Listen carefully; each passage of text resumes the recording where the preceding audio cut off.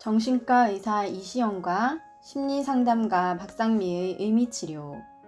내 삶의 의미는 무엇인가? 이시영, 박상미. 스테디 에디션. 특별한 서재. 여는 글. 내 삶의 의미는 무엇인가는 신경정신과 의사인 이시영과 심리상담가인 박상미가 한국인의 마음을 치유하는 데 가장 효과적 상담 기법인 의미치료를 실생활에서 매일 활용할 수 있도록 안내하는 책입니다. 의미치료는 로고테라피를 한국어로 번역한 것으로 우리 두 사람은 의미치료라는 한국어로 통일하여 쓰고 있습니다. 의미치료의 창시자인 빅터 프랭클 박사가 쓴 죽음의 수용소에서 라는 책을 통해서 한국 독자들도 큰 감동을 받고 의미치료에 대한 관심을 갖게 되었습니다. 하지만 한국인을 위한 한국인의 정서에 맞는 의미치료 안내서가 필요하다는 이시영 박상미의 간절한 바람이 이 책을 쓰게 했습니다. 의미치료는 인간이 존재의 의미를 찾아가는 의지에 초점을 두는 이론입니다. 의미치료는 내 삶의 의미를 찾음으로써 고통을 이겨내고 스스로 상처를 치유하는 법을 알 수 있도록 안내합니다. 일상 속에서 스스로의 고통을 치유할 수 있는 치료법입니다. 내가 겪고 있는 시련 속에서 의미를 찾음으로써 고통을 이겨낼 수 있는 잠재력을 우리는 내면에 가지고 있습니다. 왜 살아야 하는가? 내 삶의 의미는 무엇인가? 적극적으로 찾아 나설 때 의미는 비로소 발견될 수 있습니다. 우리 인간은 영적인 존재입니다. 의미치료에서 말하는 영이란 인간 내면의 밝은 빛입니다. 상처받아서 만신창이가 된 것처럼 보이는 마음속에도 순수한 밝은 빛, 즉 삶의 목적과 고귀한 의미가 있습니다. 불행과 고통밖에 없어 보이는 인생에도 반드시 숨어있는 행복이 있고 고통의 의미를 발견함으로써 우리는 더 큰 성장을 할 수 있습니다. 한국인들에게는 프로이드의 정신분석과 아들러의 개인심리학만 널리 알려져 있으나 정신요법 제3학파라 불리는 로고테라피 학파를 빅터 프랭클 박사가 창시한 이후로 해외에서는 드라마틱한 치유 효과로서 로고테라피를 선호하는 사람들이 더 많습니다. 엘리자베스 S. 루카스는 정신치료 역사상 의미치료만큼 독단적이지 않은 학파는 이제까지 없었다고 말했습니다. 아들러도 모든 치료법은 어느 정도 의미치료의 요소를 갖고 있다고 말했습니다. 내담자를 돕는 것이 핵심이니까요.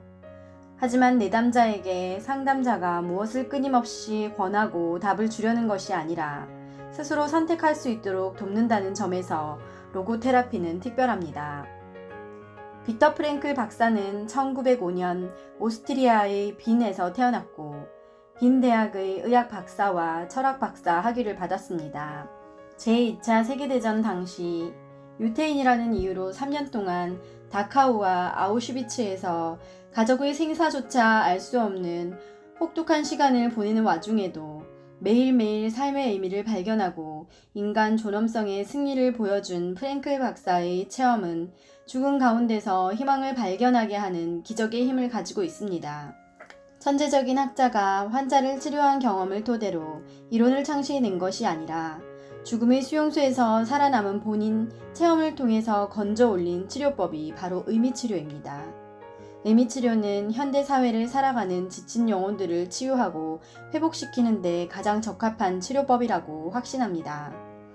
이 책은 독자들이 나와 가족의 마음 관리에 의미치료를 즉시 적용할 수 있도록 쉽게 설명하는 셀프 치유 안내서입니다. 나를 살리고 타인도 살리는 길잡이가 되길 바라며 의미치료 상담실에 문을 엽니다. 환영합니다. 이시영, 박상미. 내 인생에서 만난 의미치료. 이시형. 내가 의미치료의 창시자인 빅터 프랭클을 만난 건 내 인생의 큰 전환점이자 축복이었습니다. 나의 대학 시절 한국 전쟁이 휩쓸고 간 폐허엔 추위와 굶주림만 있을 때였습니다. 지치고 배고픈 고학생으로 가로수에 기대에 앉았는데 가판을 하는 고 서점에서 우연히 내 눈에 들어온 게 죽음의 수용소에서였습니다. 극한의 상황을 이겨낸 그 강력한 힘이 나를 끌어갔습니다. 아무렴 아우슈비츠 포로 수용소 거기보다야 낫지 않느냐. 이 간단한 생각이 당시 나에게 큰 힘이 되어준 것입니다. 이게 의미치료와 나와의 첫 번째 만남이었습니다. 다음 두 번째 만남은 1965년 예일대학 박사 후 과정을 밟으면서였습니다. 내가 예일대 정신과를 지망한 것은 당시 중공의 전체주의 사회에서 세대를 받은 사람들이 사회 정신분석으로 유명한 로버트 립톤 교수가 그곳에 계셨기 때문입니다. 그렇게 갈망했던 대학에 들어온 흥부는 잠시 나는 예일대에서 정신분석 이론을 공부하는데 다른 어떤 것도 생각할 여유가 없었습니다. 당시 정신과 수업은 다른 곳에서도 마찬가지로 프로이드의 정신분석 중심이었습니다. 그중 예일대학은 아주 골수파입니다. 다른 데서는 이미 쓰고 있는 정신과 약물을 그때 처음으로 사용한 것으로 큰 소동이 일어날 만큼 철저한 정신분석 수업을 했습니다. 문제는 가난한 한국 유학생인 나의 형편이었습니다. 정신분석 치료비는 시간당 200에서 300달러, 주당 3, 4회, 그것도 몇 년을 받아야 했습니다. 공부를 마치고 고국에 돌아가도 한국에서 이런 비싼 치료를 받을 수 있는 사람이 몇이나 될까? 온통 그런 걱정으로 그나마 공부도 잘 되지 않았습니다. 게다가 훈련용 정신분석까지 받아야 했습니다. 처음 1년은 정신없이 지냈습니다. 2학년으로 올라가면서 주임교수와 의논하여 정신신체의학 전공인 DANA 클리닉으로 옮겼습니다. 나는 암 환자 병동으로 배치되었습니다. 당신은 막 나온 항암 치료제를 쓰기 시작했을 무렵이었습니다. 암 환자 상담을 해야 하는 과정이라 수술팀, 방사선팀, 항암제 팀과 함께 회진하면서 불면, 우울 등 여러 가지 정신과적 문제의 환자들을 상담하는 게 내 임무였습니다. 지금도 별로 나아진 것은 없지만 당시 암 환자 치료는 절망적이었습니다. 환자들도 자기 운명을 대체로 짐작하고 있었습니다. 딱하게도 내가 공부한 정신분석은 이들 환자에게 큰 도움이 되지 못했습니다. 죽음의 그림자가 어른거리는 환자에게 정신과 상담의로서 해줄 수 있는 일이라곤 크게 없었습니다. 아들러, 융, 설리번 등의 정신분석 이론은 절박한 암 환자에게 큰 도움이 되지 못했습니다. 나는 이 환자들이 어떻게 하면 말년을 편히 보낼 수 있을까? 남은 인생을 좀 더 충실하게 의미 있는 삶을 살아갈 수 있도록 상담했습니다. 하긴 그 길밖에 없었습니다. 나도 모르게 은연중 프랭클의 의미치료를 하고 있었던 것입니다. 그때만 해도 이 치료는 우리 교육과정에 들어있지 않았고 그의 전문 서적도 많이 나와 있지 않았습니다. 내가 처음 만났던 죽음의 수용소에서 책에서 간단히 언급된 의미치료가 전부였습니다. 하지만 예일에서 내가 했던 상담의 이론적 바탕은 의미치료적 접근이었습니다. 얼마 안 되는 전문 서적을 그나마 영문으로 번역된 몇 권을 찾아 읽었던 게 의미치료를 본격적으로 만나게 된 두 번째 계기가 되었습니다. 프랭클 박사의 몇 안 되는 저서를 읽으면서 다른 어떤 텍스트보다 많은 감명을 받았으며 실제로 내 카운슬러 업무에 가장 큰 도움이 되었습니다. 정신치료 슈퍼비전 시간에 지도해 주신 플렉 교수도 의미치료적 접근에 대하여 상당한 관심과 긍정적 평가를 해주셨습니다. 플렉 교수는 냉철하고 비판적이어서 학생들은 그의 지도 시간엔 점심도 굶고 벌벌 떨 만큼 무서워했습니다. 미국 최고의 명문대 출신이요. 한마디로 천재들이었던 클래스메이트 28명 중 나는 정말이지 특별한 존재였습니다. 한국 시골 대학 출신의 영어 실력도 시원찮았던 내 입장을 이해해주고 대학에선 여러 면으로 도움을 주었습니다. 까다로운 주임 교수도 나에게 많은 관대했습니다. 정신분석 공부로는 한국에서 큰 도움이 되지 않았다는 걸 잘 이해해 주셨고 내게 의미치료 대가를 찾아 그 대학에 연수를 보내주겠다고 했습니다. 그러나 불행히도 그때까지만 해도 다른 대학 정신과도 프로이드의 정신분석이 주류였지 프랭클의 의미치료를 특별히 전공한 사람은 없었습니다. 해서 난 독학으로 프랭클의 얼마 안 되는 저서를 통해 공부하지 않으면 안 되었습니다. 프랭클이 교수로 있는 빈 대학에 수학할 생각도 해보았지만 가난한 한국 고학생에겐 형편이 허락되지 않았습니다. 한국에 돌아온 후에도 국내 사정이 너무 복잡해 오스트리아 빈을 찾아볼 엄두도 못 내다가 1990년대 초 세계정신의학회가 빈에서 열렸을 때 처음으로 프랭클을 뵐 수 있었습니다. 나는 특별연사로 초청된 강사 대기실에 염치불구하고 쳐들어갔습니다. 짧은 시간이었지만 참으로 귀한 만남이었습니다. 세계적인 대가다운 면은 찾아볼 수 없었고 그저 임상 전문가로서의 평범한 모습이었습니다. 그는 정중하고 겸손했습니다. 참으로 인간적인 대가로서의 그 모습이 지금도 눈에 선합니다. 그리고 바로 시작된 대강연장은 초만원이었습니다. 그의 인기를 실감할 수 있었습니다. 강연 내내 그 지옥 같은 포로수용소 이야기는 없었습니다. 그의 마음속은 이미 관용이라는 따뜻한 인간미에 젖어 있구나 라는 생각을 하게 했습니다. 아, 이게 대가의 최후 강연이었던 것 같습니다. 1997년 20세기를 대표하는 대학자는 심장병으로 영면의 길에 접어들었습니다. 그리고 얼마 후 출판사에서 그의 저서를 번역해달라는 청탁을 받았습니다. 나는 번역은 하지 않겠다고 오래전부터 마음먹고 있었습니다. 번역서의 경우 원저자와 나의 생각이 전혀 맞지 않을 때가 있어도 원저자의 이야기에 따를 수밖에 없습니다. 그게 마음에 안 들었습니다. 그러나 프랭클의 저서 번역에는 선뜻 응낙했습니다. 정신과 의사로서 나에겐 평생 잊지 못할 멘토였기 때문입니다. 그리고 나에겐 이번이 마지막이 될 듯합니다. 박상미 교수의 제의로 이 책을 공저하게 되었습니다. 국내 번역된 책이 많지 않아서 일본 서적을 많이 읽었습니다. 새삼 그의 깊이를 이해하게 된 계기가 되었습니다.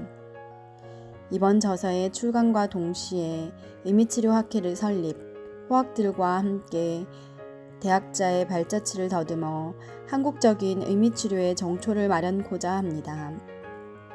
마지막이 아니라 내 생일을 통한 거인의 그림자와 함께하는 의미 있는 삶이 될 것 같습니다.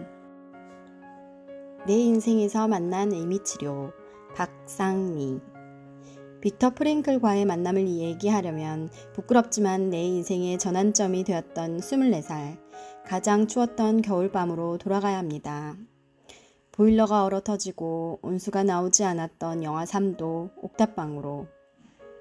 대학 입학 후부터 혼자 살면서 외로움, 가난, 미래에 대한 두려움으로 인한 고통이 증폭되면서 우울한 감정이 제 삶을 지배해버렸습니다. 아버지의 투병과 죽음은 그 우울함에 불을 지폈지요. 삶은 허무했고 살아야 할 이유를 알 수 없었습니다.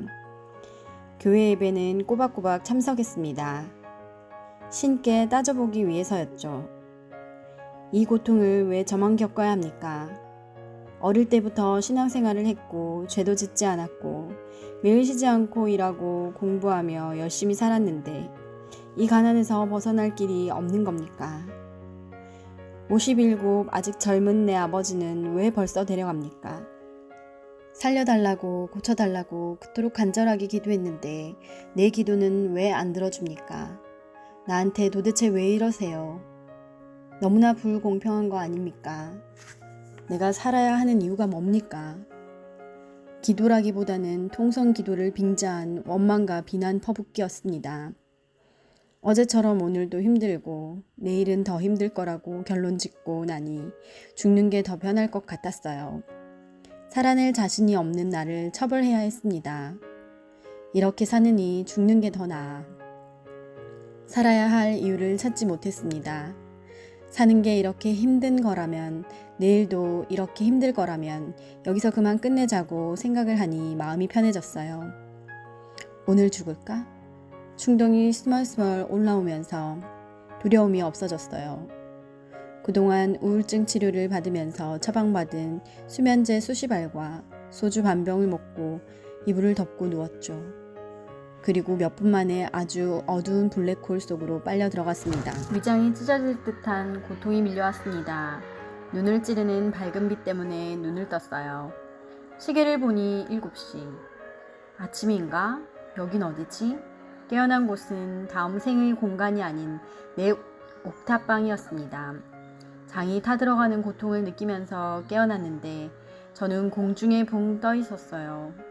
아래를 내려다보니 죽은 제가 누워있는 거예요. 말을 하고 싶은데 목소리가 나오지 않았어요. 속으로 소리쳤어요. 아이고 하나님, 저 좀 살려주세요. 살려만 주신다면 무엇이든지 할게요. 제대로 살아볼게요. 꿈인지 실제였는지는 아직도 모르겠습니다. 다만 깨어있는 제 영혼이 쓰러져 있는 제 몸속으로 들어갈 때 온몸의 피부가 타들어가는 듯한 뜨거움을 느꼈고 저는 깨어났습니다. 그때 제 입에서 나온 첫 마디는 역설적이게도 감사합니다 였습니다.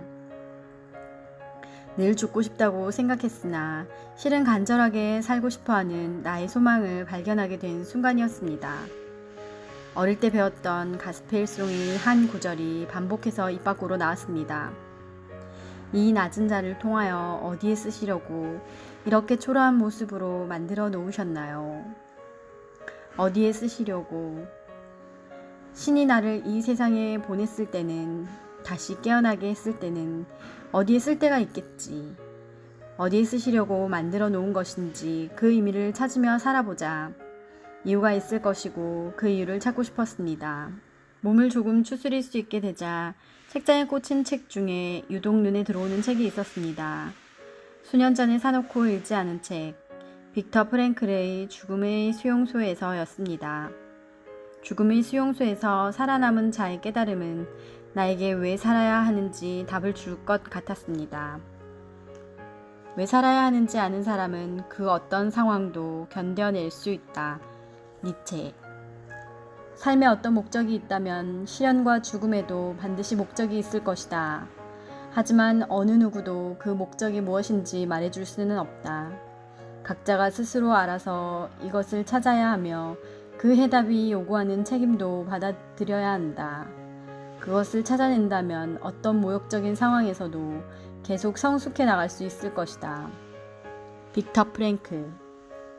인생을 두 번째로 살고 있는 것처럼 살아라.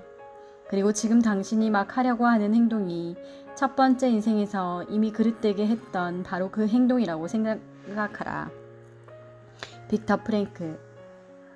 생명이 있는 모든 사람에겐 충족시켜야 할 의미, 실현해야 할 사명이 반드시 주어져 있으며 나에게 발견되어 실현되길 기다리고 있는 의미가 있다는 말은 온몸에 전율을 일으켰고 책을 읽는 내내 눈물을 참을 수 없었습니다.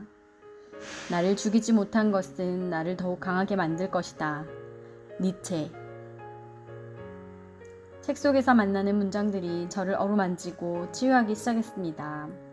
나를 죽이지 못한 과거의 고통은 나를 더욱 강하게 만들 것이고 미래의 나는 더욱 성숙한 모습으로 가치 있게 살아갈 수 있을 것이라는 확신을 조금씩 갖게 되었습니다.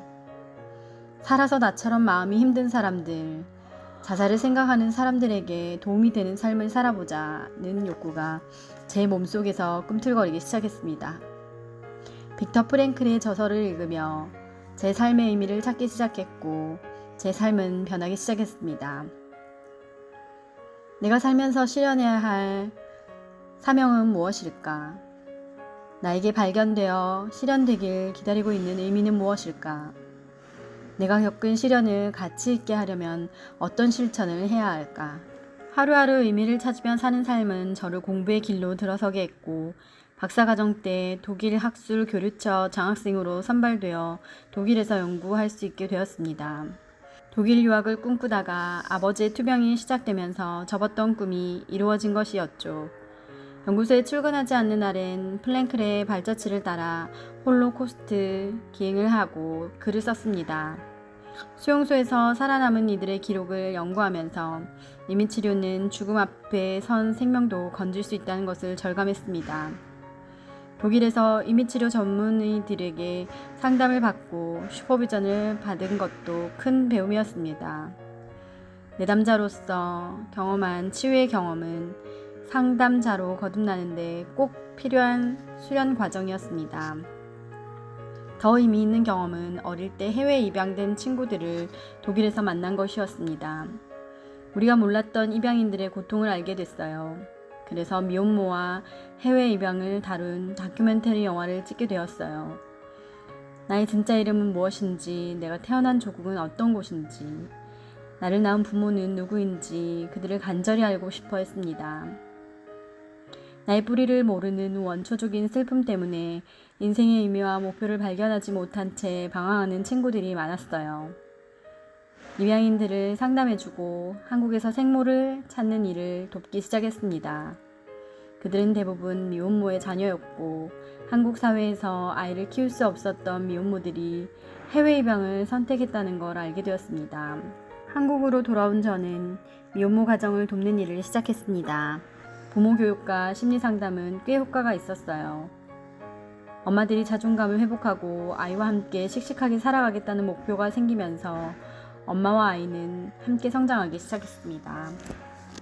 우리들의 연대 활동은 마더 마이 마더라는 다큐멘터리 영화가 되어서 미혼모 가정과 입양인들 마음에 위로와 희망을 안겨주었습니다. 입양인 친구를 독일 미넨역에서 우연히 만났다고 생각했는데 돌이켜보니 그건 우연이 아니었어요. 내 인생의 나침반이 그곳으로 저를 이끈 것이었습니다. 낮은 데로 가자. 실현과 방황 속에서 인생의 의미를 찾지 못해 죽음의 문턱에 서 있는 사람들을 만나자. 이것이 내 인생에 주어진 사명일지도 모른다. 제 발걸음은 자연스럽게 교도소, 소년원, 성매매 여성들, 가출 청소년들에게로 향했습니다. 제가 계획한 게 아니라 삶의 지도가 그렇게 그려지고 있었습니다. 극심한 고통 속에 있는 사람들은 스스로 인생의 의미와 가치를 찾기 어렵습니다. 하지만 모든 인생에는 의미가 있고 주어진 사명이 있습니다. 곁에서 조금만 도와주면 스스로 사명을 찾아내고 새로운 삶을 살 수 있습니다. 우리는 내 삶의 의미를 찾으면서 함께 성장해가고 있습니다. 제가 큰 어려움을 겪을 때마다 재소자들에게 기도를 부탁합니다. 그러면 400여 명의 교육생들이 저를 위해 기도를 해줍니다. 제가 북 콘서트와 같은 큰 행사를 하면 우리 한국 미혼모 가족협회 엄마들이 단체로 와서 축하해줍니다. 제가 그분들께 받은 게 더 많습니다. 서로의 삶에 의미 있는 존재가 되어주면서 우리는 함께 성장해 갈 것입니다. 제 인생의 중요한 멘토 두 사람은 빅터 프랭클과 이시영 박사님입니다. 빅터 프랭클의 저서들, 이시영 박사님의 번역서를 읽으며 의미치료 공부를 할 수 있습니다. 그리고 박사님과 함께 의미치료에 대해 공부하고 슈퍼비전을 받으면서 의미치료가 생명을 살리는 놀라운 힘을 가지고 있다는 것을 더욱 실감할 수 있었습니다. 여러분이 이 책을 통해서 내 삶의 의미는 무엇인가 자신 있게 답할 수 있기를 간절히 소망합니다.